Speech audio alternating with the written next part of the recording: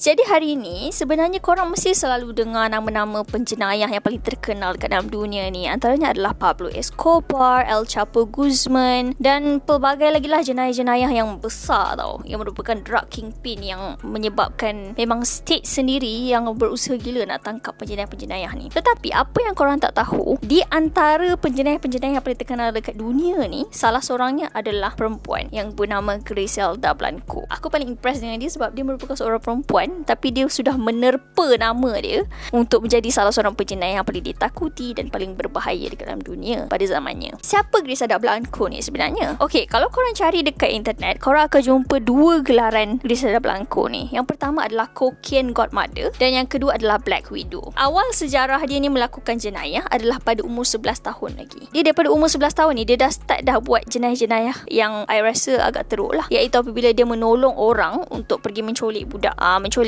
dan minta ransom daripada parents.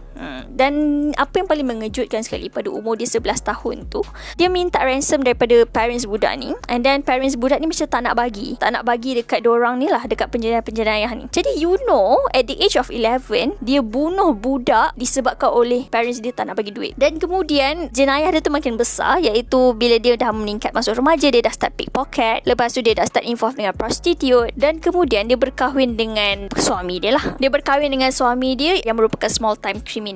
Small time criminal ni biasalah petty criminal lah, orang-orang yang mungkin jual dadah ke tepi jalan, semua benda, not involved in a lavish lifestyle ni bukan dia.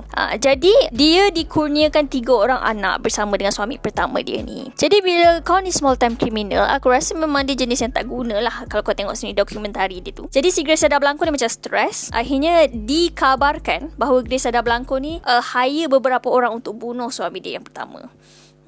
Sekarang ni dah beralih kepada zaman kokain dia. Nak zaman kaya-kaya dah lah ni. Iaitu apabila dia berkahwin dengan seorang lelaki yang bernama Alberto Bravo. Sebab Alberto Bravo ni merupakan seorang drug dealers. Jadi dia berkahwin dengan Alberto Bravo ni. Tiba-tiba perniagaan Alberto Bravo dan Griselda Blanco ni boleh meletup gila-gila.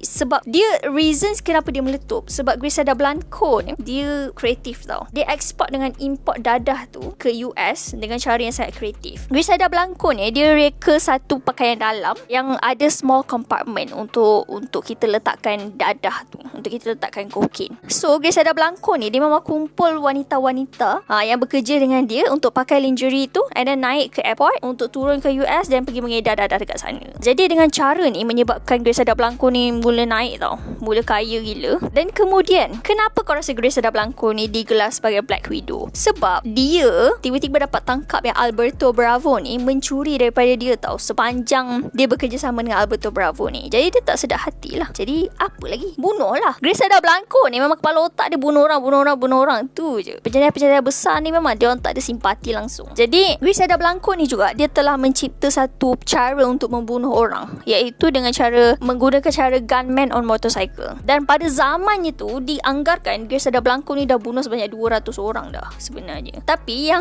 dia masuk penjara, dia tak charge under murder, dia charge under dadah. Jadi pendakwa raya US ni macam tak puas hati lah. Alamak, kita kena sabitkan juga dia ni murder kan.